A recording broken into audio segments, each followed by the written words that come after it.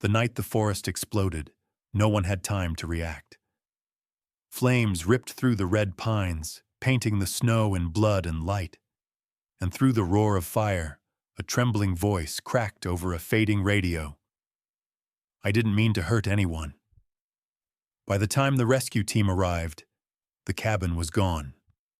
Nothing left but ashes, twisted steel, and a dog standing perfectly still, staring into the woods as if it could see what no human ever could. They said it was an accident. They were wrong. The man leading the rescue saw the burn marks, circular even, deliberate. He muttered under his breath, "This was built, not born." That's when the dog, Max, growled low and steady, warning them all that this story was far from over. If you stay for just one more minute, I'll tell you everything. About a forgotten war, a broken family, and a rescue dog whose loyalty unearthed a truth no one was ever meant to find. Because not every fire begins with flame. Some start with guilt.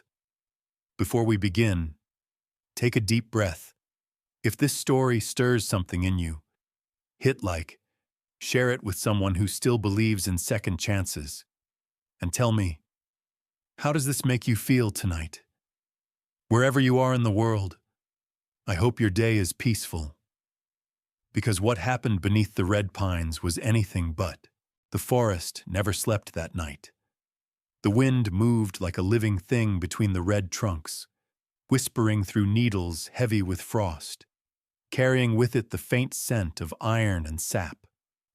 Then, without warning, the mountain roared. A blast so deep it shook the earth beneath the snow. Flames leapt skyward, twisting, feeding on oxygen and panic, painting the white world in the color of pain. The old hunting cabin beyond the ridge didn't crumble. It folded in on itself, swallowed whole by the inferno, its timbers moaning like the dying breath of something once proud. Far below, where the road curled around the frozen river, the Silver Hollow rescue station flickered to life. A red beacon pulsed through fog like a heartbeat that refused to stop. Inside, Raymond Cole sat alone at the window. 55, tall but slightly hunched, his frame bore the quiet stiffness of a man who'd spent too many winters with ghosts. His coffee had gone cold hours ago.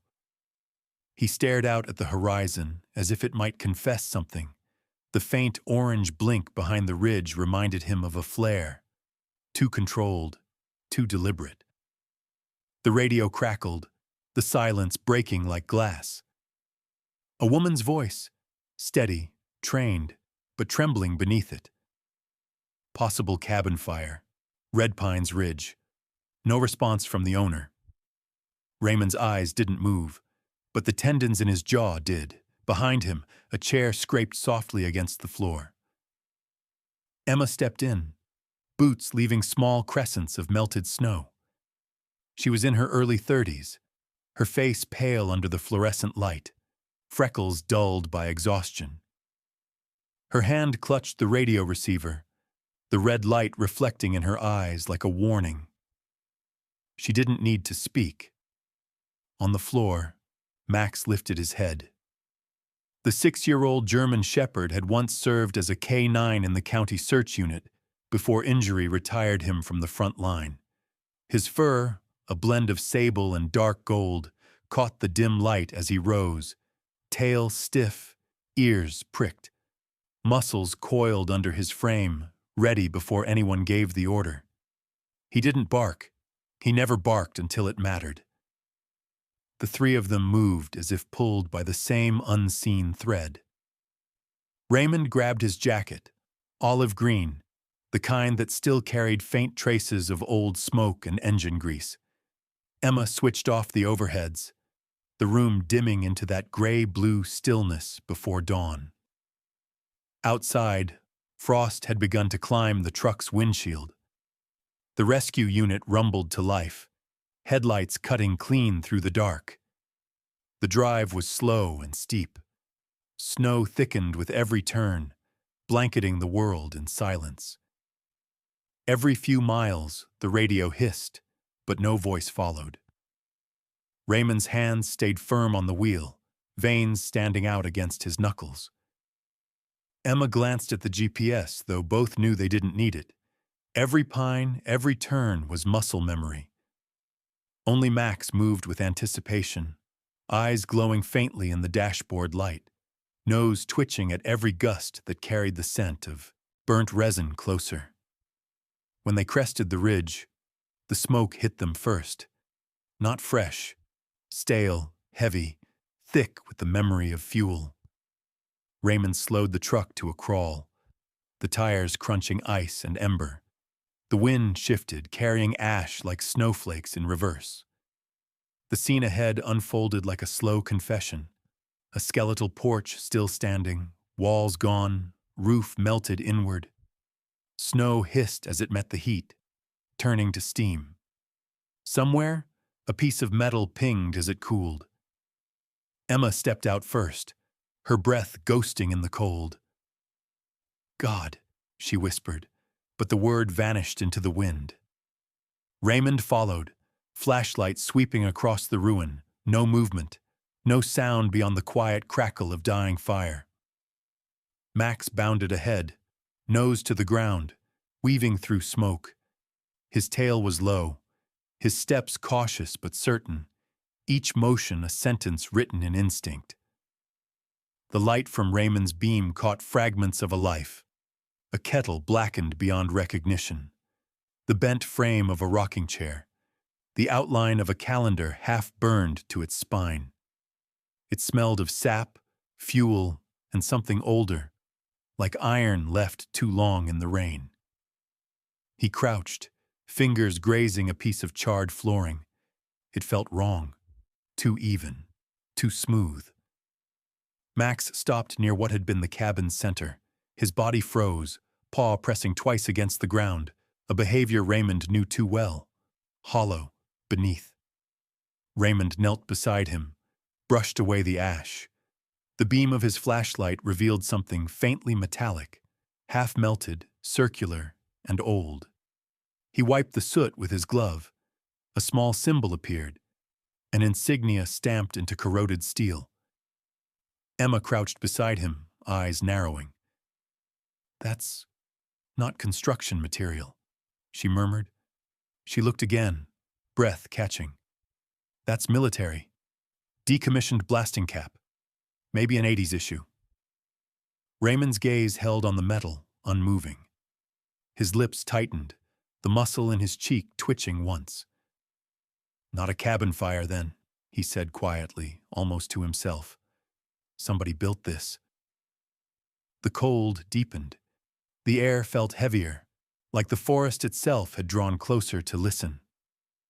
Max circled once, ears pinned back, then turned toward the tree line. A low sound rumbled in his throat. Not fear, not warning, but recognition.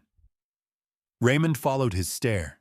Between the trunks, the snow shifted as if something, or someone, had been there moments before. The wind rose again, moaning through the burned rafters. The forest exhaled smoke and silence, as if testing whether they would dare to breathe back. Emma turned slowly, scanning the shadows. The red pines stood tall and quiet, their bark blackened near the base. Every one of them looked like a sentinel guarding a secret. Raymond straightened, brushing soot from his gloves. The flashlight trembled slightly in his grip. He'd seen explosions before, too many, but this felt different. No chaos, no panic, just precision. The fire had started from below, clawing, upward like hands reaching from a grave. A sound, a faint hiss from cooling timber, echoed behind them. Max tensed, tail rigid, teeth bared just enough to gleam under the light. Raymond's eyes flicked toward the movement, but the smoke had already swallowed it. Only the darkness remained, thick and waiting. For a long moment, none of them spoke. The only thing alive in that clearing was the slow, steady rhythm of Max's growl vibrating through the cold air. It wasn't the sound of fear. It was the sound of understanding. Something out there had caused this, and it was still close enough to smell. The snow began to fall again, soft flakes landing over the ashes, covering the truth inch by inch. Raymond knelt once more, tracing the faint circular mark on the frozen ground. It shimmered under the flashlight's beam, not burned in, but blasted out. The kind of imprint only an explosion could leave. Emma stepped closer, her voice low, almost reverent. Whatever happened here, it wasn't natural. Raymond didn't answer. He didn't have to. Max's eyes caught the dim glow of the fire's last breath, and in them, something reflected back, an awareness that went beyond instinct, the kind that understood what humans refused to. The storm thickened, and the forest began to fade behind the curtain of snow. Raymond exhaled, the cloud of his breath mingling with smoke. The world felt suspended, like the moment before a secret decides to speak. He turned once more toward the ridge, where the light from the embers still pulsed faintly beneath the drifts, like something alive, buried but breathing. And in that silence, Max's growl deepened, steady, warning, certain. The fire was no accident. The forest hadn't burned by mistake. Something beneath the ashes was still waiting. Morning came slow, gray, and heavy, like a weight pressing against the mountains. The storm had quieted, but left its echo behind. A faint hum that lived in the air, in the burnt needles, in the way the snow refused to settle over what was lost.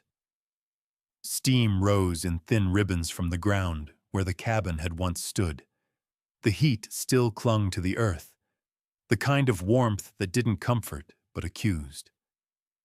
Raymond moved through the wreckage carefully, each step sinking slightly into soot and ice.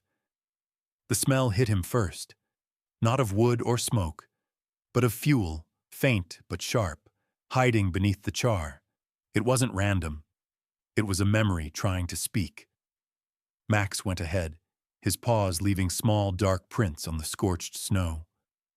His coat was damp from melted frost, his tail held high but rigid, his body drawn tight like a string about to break. He sniffed through the wreckage, weaving through the collapsed beams and half-buried debris. Raymond watched him in silence, letting the dog's instincts lead where logic faltered. The light of dawn stretched slowly across the clearing, gray meeting gold, shadow meeting steam. Every few seconds, Max paused, ears flicking, nose low, as though listening to something only the dead could tell. At the far edge of what had been the cabin floor, Max stopped. He pressed one paw against the ground, waited, then did it again, deliberate, measured. Raymond's boots crunched over cinders as he crossed to the spot. He knelt, brushing away the soot with his gloved hand, the heat biting through the fabric. Beneath the blackened surface, something caught the light. Dull, curved, metallic. He cleared more of it, tracing its edge until it gave shape. A half-melted steel plate, warped and rusted, but still bearing the scars of precision. He pulled it free, turning it toward the faint sun. A mark appeared near the corner, a stamped insignia, old, familiar in a way that unsettled him. Emma crouched beside him, her breath forming soft clouds in the cold air. She tilted her head, squinting.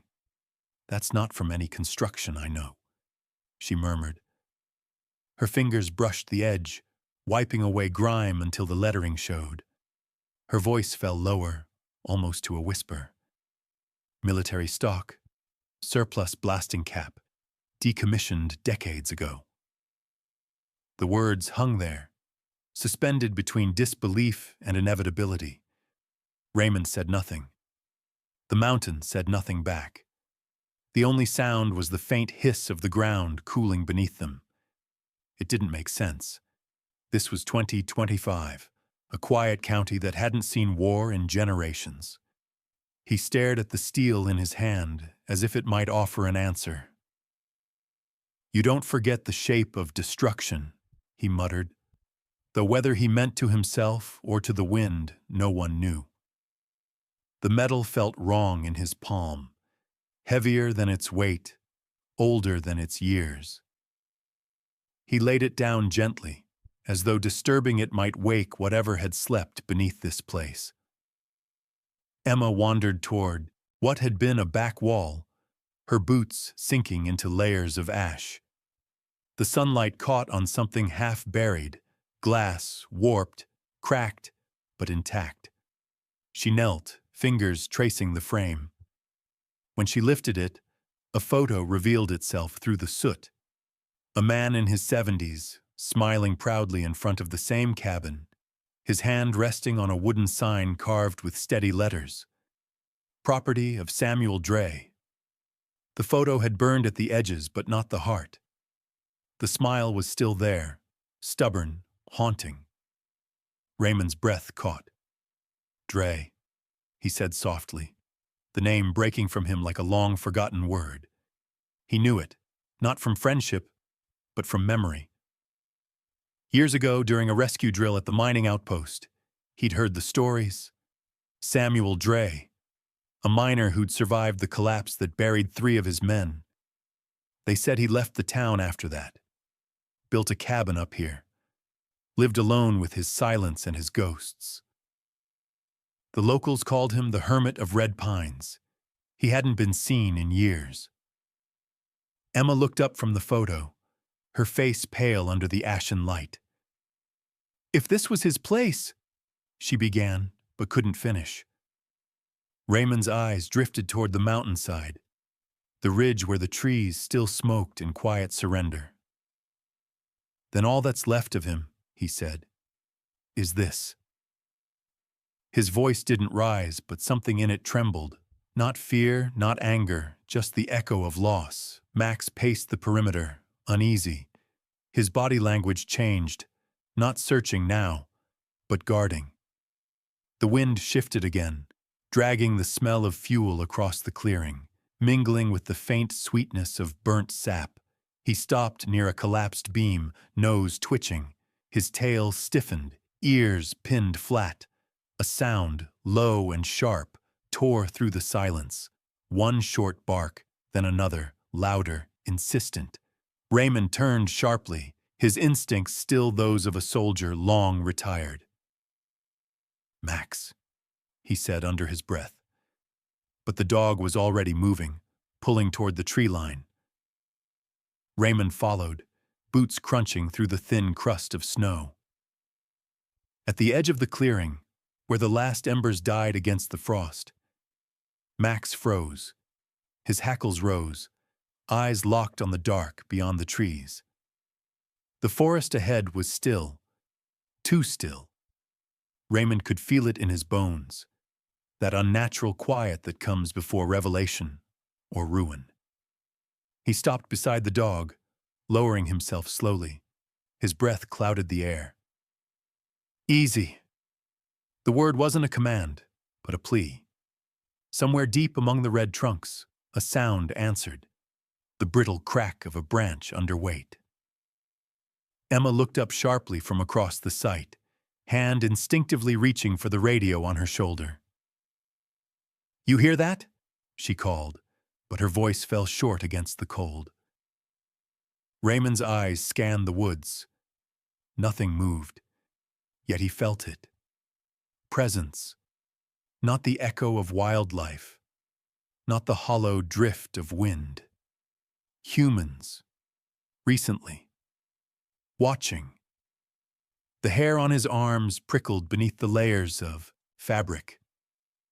Max took a step forward, then stopped, muscles trembling under restraint.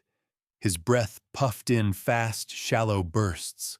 The forest beyond the clearing sloped downward, a maze of red trunks and shadow. It could hide anything. Raymond's mind turned over the pieces. The fuel, the steel plate, the military cap, the old miner's name. Every sign pointed to something deliberate, but not yet cruel, as if the violence here had purpose, not malice. That was the kind of thought that kept men like him awake at night. Emma came up beside them, her boots crunching softly. "What is it?" she whispered. Raymond shook his head once, eyes still fixed on the tree line. "Something out there," he said quietly. "Or someone." The words lingered in the cold air, fragile as smoke. The sky had begun to brighten, a pale wash of light pressing against the ridges. The fire was gone, but its ghost remained, in the smell, in the silence, in the dog's steady stare. Raymond reached down, resting a hand on Max's shoulder. The animal didn't move, didn't even blink. They stayed like that, man and dog, two silhouettes framed against a field of ash. The snow began again, soft, hesitant, falling like forgiveness that hadn't made up its mind. Emma stood a few paces behind, holding the burned photograph against her chest.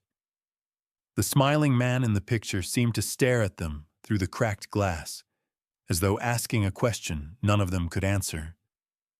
And somewhere out there, beyond the reach of light, something stirred. The forest exhaled, slow, deliberate, almost human.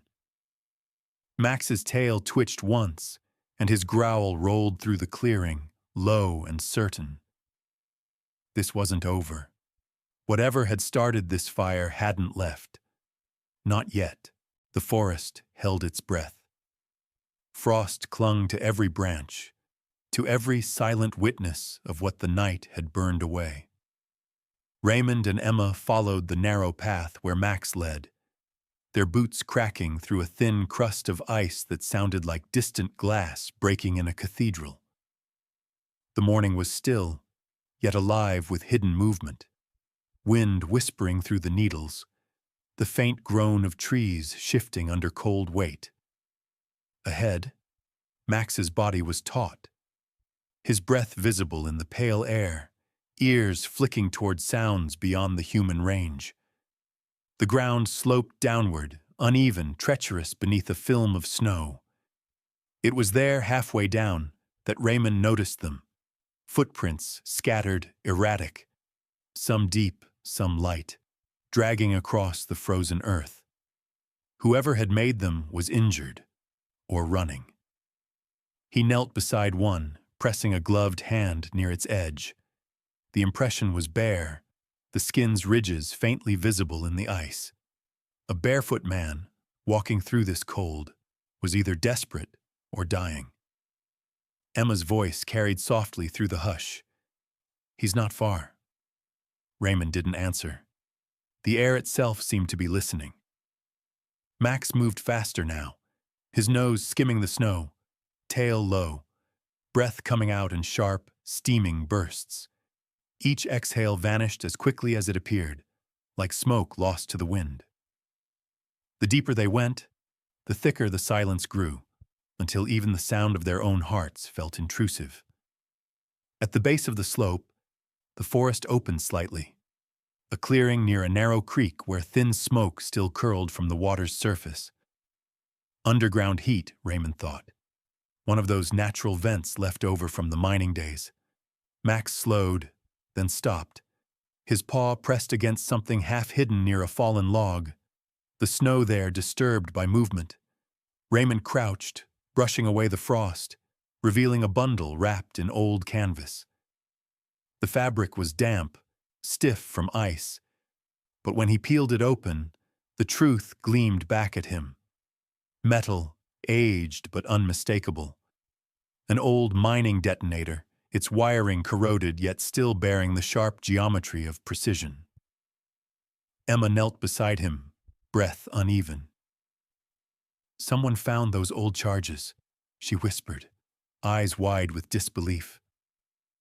Raymond stared at the object in his hands, the relic of a past buried too shallow. The metal was smeared with fresh fingerprints, pale against the soot. He looked toward the stream, tracing the line of footprints that led away, smaller now, less steady, as if the person's strength had begun to fail. Snow began to fall again, small flakes, swirling in hesitant spirals. Max moved ahead, crossing the stream in one effortless leap, then slowed near another cluster of disturbed snow. He stopped, head lowered, and gave a low whine that broke something inside the silence. Raymond's boots splashed through the shallow edge of the creek as he joined him. The dog's nose pointed toward a shape under the fallen log, a patch of fabric, a glove, trembling faintly. Raymond brushed aside the snow. Beneath the glove was a hand, human, blue-white against the frost. "Emma," he called softly. She was beside him in seconds, eyes locking on the figure curled under the log. The man was barely covered by a torn blanket, his body shuddering in shallow spasms. His beard was crusted with frost, skin pale and rigid, lips cracked. He looked ancient, not by years, but by suffering. Raymond reached out, pressing 2 fingers against the man's neck. A pulse. Faint. Fragile. But there. Samuel Dre. For a moment, the forest seemed to exhale. The branches above creaked softly, as if acknowledging the man who had vanished into legend. Emma pulled the thermal blanket from her pack, unfolding it with trembling hands. "Stay with me," she murmured, though her voice carried the weight of command. She wrapped the foil around him, the silver catching what little light filtered through the trees. Raymond lifted the corner of the torn blanket that had been covering the man. Beneath it lay another scrap of canvas, identical to the one around the detonator. He exchanged a glance with Emma. No words were needed. Max lay down beside Samuel, pressing his flank against the man's shoulder, sharing warmth the way only a creature untouched by judgment could. His breath fogged the air near Samuel's face, rhythmic, steady.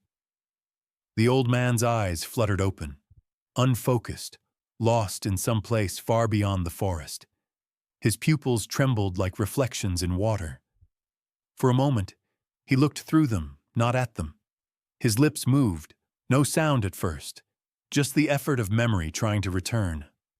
Then a whisper, barely audible, cracked through the cold. "I didn't mean to hurt anyone." Emma froze. Raymond's gaze hardened, though his voice softened. "Don't try to talk," he said. But Samuel's mouth kept moving, a broken rhythm between words and breath. Finally, his hand slipped out from under the blanket, trembling violently before it fell still against the snow. His eyes remained open, wide, glassy, but alive, trapped somewhere between guilt and confusion. They stayed like that for a long moment. The forest, the creek, the slow fall of snow, all of it paused, as if waiting to see if the man would speak again. He didn't. Only Max moved, shifting slightly, pressing his head against the man's arm. The gesture was small but human in its tenderness. Emma checked the man's vitals again, then looked up. "He's hypothermic but alive. We need to get him out of here." Raymond nodded, though his gaze was already fixed downstream, where the footprints ended. Something about the direction unsettled him, the way the trail simply stopped, as if erased. He rose slowly, scanning the tree line. Nothing but white and shadow. Yet beneath the snow, under the stillness, he felt it, the residue of motion. Someone else had been here, recently, watching. "Let's move," he said, quietly. They lifted Samuel together, his body limp but still faintly warm. The old man's hand brushed Raymond's coat, leaving a smear of soot. the color of memory and regret.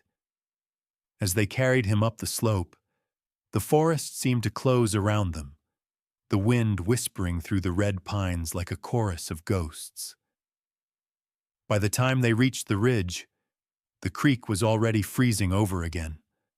Only Max looked back. His ears flicked toward the sound of the woods. A faint creak, a breath, something too deliberate to be mere wind. He let out a single low growl that rippled through the silence, warning whatever lingered that this was not the end. Far below, half hidden by snow, the second trail of footprints began again. Lighter, cautious, leading away from where Samuel Dre had lain. Whoever had placed those charges was still alive. The light had turned brittle by late afternoon, a thin gold trembling across the skeletal trees. Snow still fell in quiet, reluctant flurries, drifting through the faint smoke that lingered from the blast. The medics had taken Samuel away, the echo of their siren swallowed by distance. Raymond remained behind with Max, standing among the blackened soil and twisted timber. The air carried a metallic tang, half oil, half grief, the kind that stains memory more than skin. He walked slowly through the wreckage, boots sinking into soot, eyes tracing every angle the fire had spared. The blast had not been wild, it had been placed. The old fuel canisters stood untouched, lined neatly as though waiting their turn. Wires, stripped clean of insulation, lay coiled like sleeping snakes beside them. Too deliberate, too neat to belong to chaos. Raymond crouched near the crater, running a gloved hand through the ash until it revealed faint impressions. Tire marks, half buried beneath the frost. He followed them with his eyes, noting the narrow tread and shallow depth. Recent, light vehicle. Max prowled nearby, nose low, tail stiff, each step measured. The dog's fur shimmered faintly under the sinking sun, dusted in white ash that made him look older than his years. He stopped suddenly at the edge of the clearing, ears twitching, and gave a single low bark. Raymond turned, following his line of sight. Beyond the tree line, the snow had been disturbed, two narrow grooves leading downhill toward the old logging road. Tire tracks, faint but undeniable. Someone had come here after the explosion. The realization cut through the cold like a blade. Raymond straightened, scanning the horizon. The woods were still, only the hush of wind and the soft crunch of Max's paws moving ahead. He followed the tracks downhill, through thinning trees and frozen brush, until the scent of oil and iron began to bleed into the air. Ahead, half buried in drifted snow, stood a small maintenance shed, a structure used by local contractors, forgotten by everyone else. The door creaked as he pushed it open. Inside, the smell was sharp and industrial. Metal, old fuel, rust. Shafts of pale light spilled through cracked boards, catching the edge of dust and suspended mist. Along one wall hung rows of tools. Hammers, wrenches, cutters, and each resting in disciplined order. But one shelf drew his eye, an empty space, its outline darker than the rest, the ghost of missing weight still visible in the dust. Detonators. The same kind he had seen back at the site. He moved closer. A clipboard hung beside the empty slot, its paper yellowed, corners curled from damp. The last name signed was written in firm, slanted strokes. Evan Dre. Raymond froze. The name felt heavier than the air itself. He remembered what Samuel had said of his son, years ago, before the silence between them became its own kind of grave.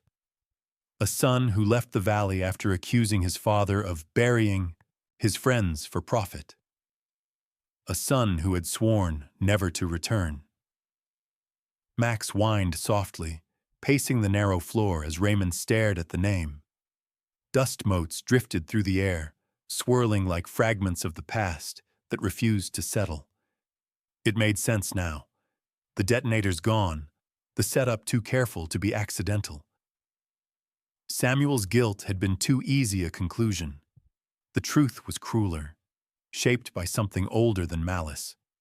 Resentment born of grief. Raymond stepped back, exhaling a breath that fogged before his face. The shed felt smaller with every second, as though the walls were leaning inward under the weight of revelation. Outside, the wind had changed, heavier, carrying the low groan of bending trees. He turned toward the doorway, eyes narrowing against the glare of snow. Max stood there, rigid, staring toward the tree line. His hackles rose, a faint growl vibrating in his throat. Raymond followed his gaze.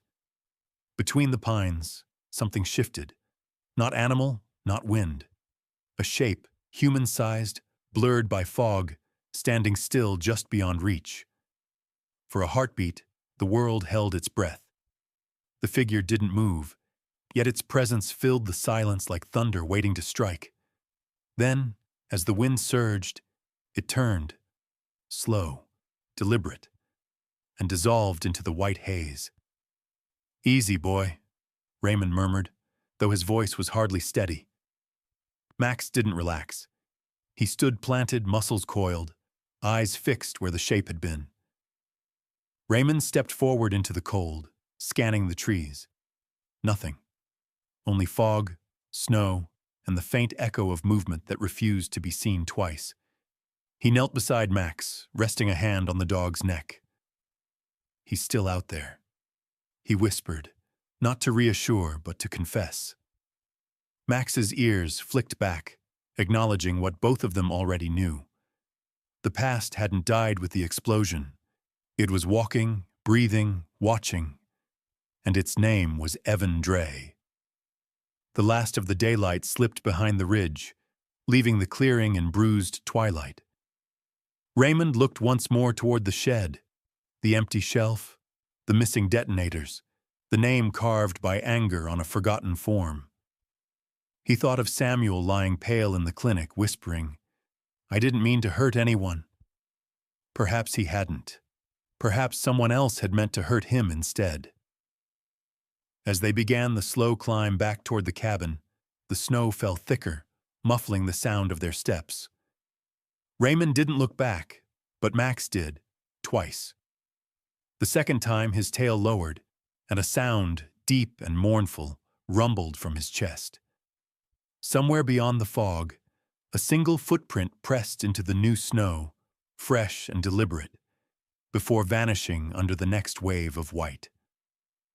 The forest of red pines swallowed the light whole, leaving only silence, and the knowing that the ghost they sought was no longer just a memory. He was alive, and waiting. Night fell with a stillness that made even the wind hesitate.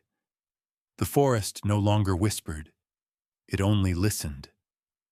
Frost clung to the bark like thin glass, and every step Raymond took cracked the silence into shards. The snow had turned blue under moonlight, soft yet treacherous, and Max's breath came out in pale bursts ahead of him, each exhale a small signal in the dark. Behind them, Emma followed quietly, her flashlight trembling over the uneven path, its beam slicing through the fog that hung low between the trees. They were following more than a scent. The air itself seemed to remember the one who had passed through it. Tired, guilt-ridden, almost invisible. The trail wound toward the quarry, the ground hard and glittering under frost. Somewhere ahead, there was a flicker, faint, rhythmic, like the pulse of a dying ember. That was where Max stopped. His tail lowered, ears pricked, and a single bark echoed through the hollow. Near the quarry's edge sat a man, his figure slumped against a boulder darkened by soot. The years had carved into his face a map of exhaustion, Unshaven jaw, sunken eyes, lips cracked and trembling. His jacket hung open, the lining scorched at the edges, and one hand clutched a lighter, its flame long dead. Evan Dre. The name that had haunted the valley like a rumor was suddenly just a man, pale, hollow, and more fragile than guilty. He didn't flinch when Raymond approached. His eyes, gray like wet ash, lifted slowly, unguarded. There was no fight left in him. "You shouldn't be here," he whispered, though the words held no warning, only fatigue. Raymond said nothing. He had seen this before. Men undone not by what they did, but by what they carried. Max stepped forward, sniffed the air, then sat down beside Evan, close enough that their breaths mingled in the cold. It was Evan who spoke first, voice cracked and hoarse, the kind that comes from silence stretched too long. He said he hadn't come to hurt his father. He had come to erase what remained of their past. The explosives Samuel had kept hidden all these years. To most, they were relics of an old mining life. To Evan, they were ghosts. Samuel Dre, once a miner, had spent decades haunted by one accident that took 3 of his crew, men who were like brothers to him. One of them Evan's godfather. The explosion wasn't his fault, but guilt had welded itself to his soul. He kept the old mining detonators locked away, visiting them every winter as if at a shrine, not to use but to remember. He said it made him feel closer to them, Evan murmured. Like keeping the fire alive meant they weren't completely gone. But to Evan, those relics were poison. He had watched his father grow old in silence, consumed by the memory of the cave-in, turning guilt into ritual. So he came back, after years of anger, of distance, to destroy the last of that pain. He found the shed behind the cabin, where the crates were, still stacked beneath tarps. He thought if he burned them, he could finally free them both from the ghosts. What he didn't know was that the wires had corroded. The charge ran deeper than he ever imagined. When the fire caught, it wasn't supposed to spread. The blast was quick, violent, merciless. And then, for a moment, everything was gone, except the horror that Samuel might still be inside. Evan tried to run back, but the heat and smoke drove him off. "I thought I killed him," he said, voice breaking. "Just like he killed them." Silence followed, heavy, ancient. Raymond stood still, the snow creaking under his boots. He'd known men like Evan, sons trapped in their father's grief, inheriting burdens that were never meant for them. There was no villain here, only a family too wounded to speak without burning. Emma crouched a few steps away, her breath slow, eyes glistening. She didn't write anything down. Some truths weren't meant for reports. The only sound was Max's breathing, steady, warm, grounding. The German shepherd nudged Evan's knee once, then rested his head on the man's trembling hand. Evan stared at him as if seeing forgiveness made flesh. Raymond's voice, when it came, was low and even. "You didn't come here to destroy him," he said. "You came to destroy the memory." Evan looked up, the moonlight catching in his eyes. "Doesn't make it right." "No," Raymond answered, "but it makes it human." The wind shifted. Far off, the faint echo of engines rumbled, the rescue team returning for the remaining explosives.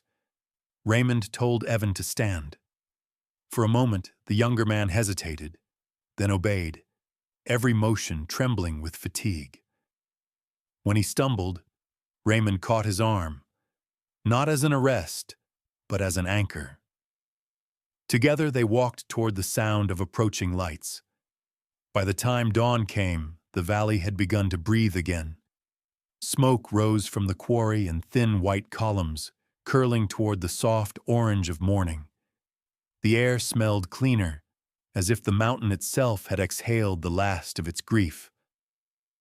Evan sat on a stretcher near the trucks, wrapped in a blanket, silent. Raymond stood apart at the ridge, eyes on the horizon, watching the light return.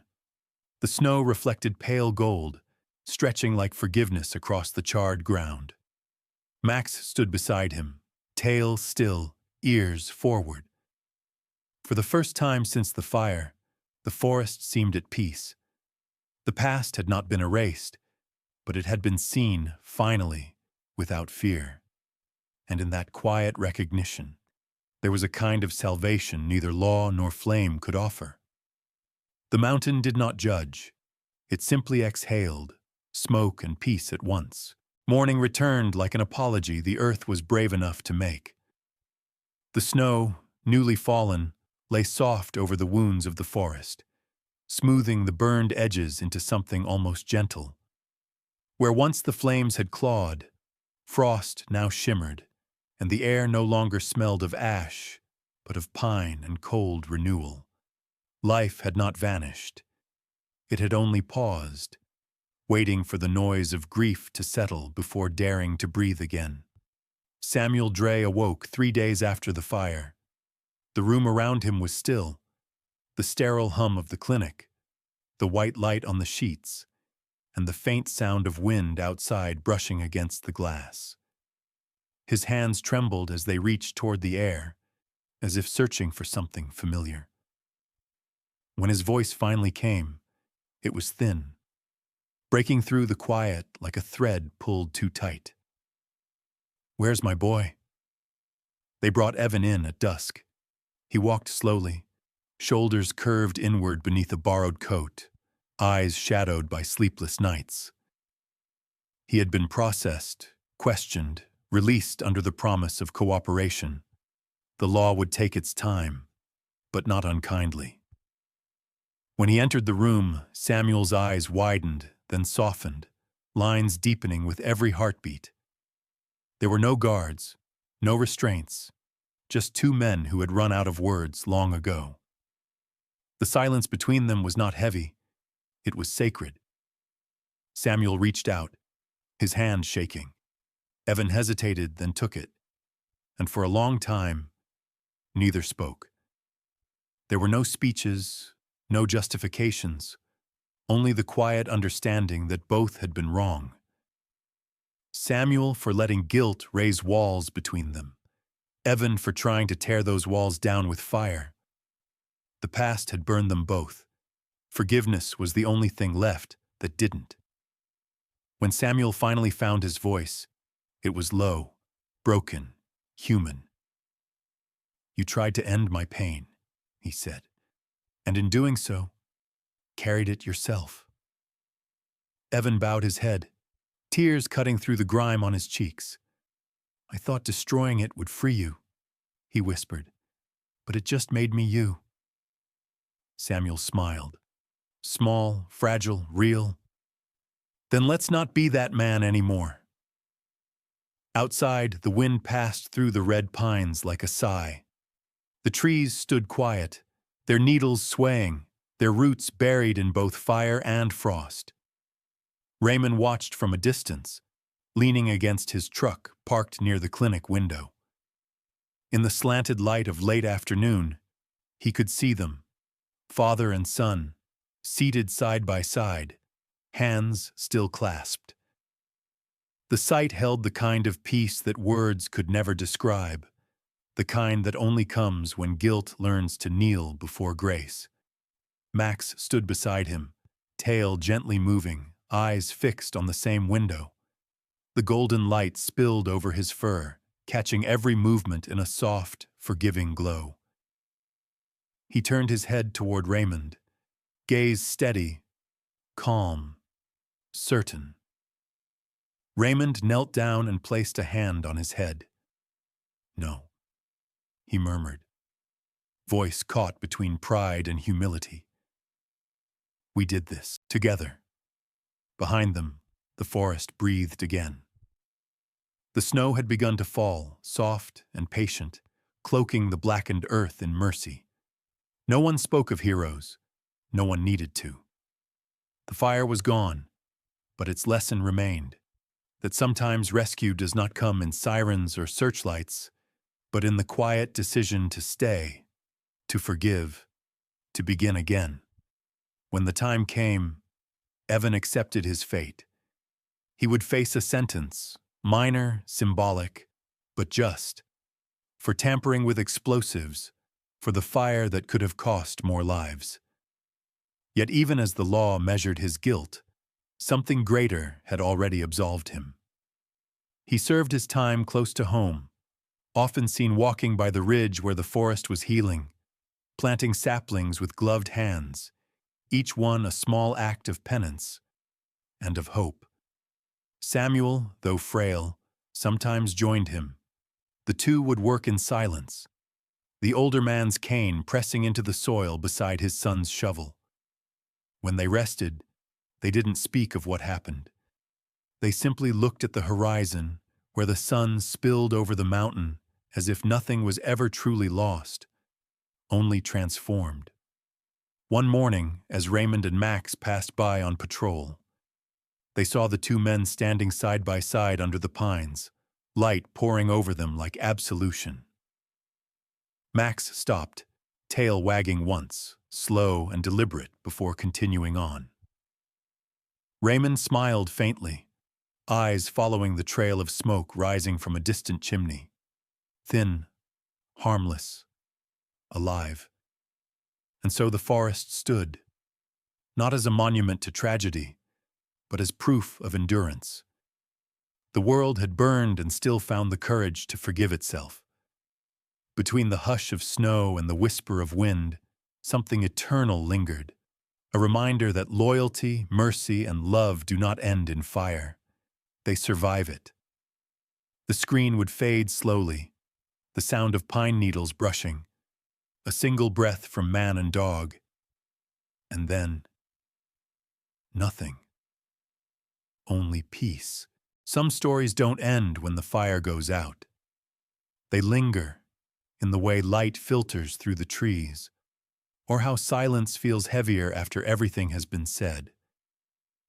Maybe that's what healing really is, not forgetting the flames, but learning to live with their warmth again. Out there in quiet corners of the world, there are still people like them, men, women, and loyal dogs who carry more courage in their silence than most do in a lifetime. They don't seek glory. They just show up, when it's dark, when it's cold, when no one else will. Sometimes, the bravest hearts don't roar. They wait, they forgive, they keep walking, and maybe when the world feels too heavy, we only need to remember this. Kindness is not loud, and mercy is not weak. Both can outlast fire. Both can rebuild what's been lost. So if you ever find yourself standing in the ashes of something once beautiful, listen. The wind through the pines might be telling you what they learned here, that every ending carries the quiet promise of beginning again.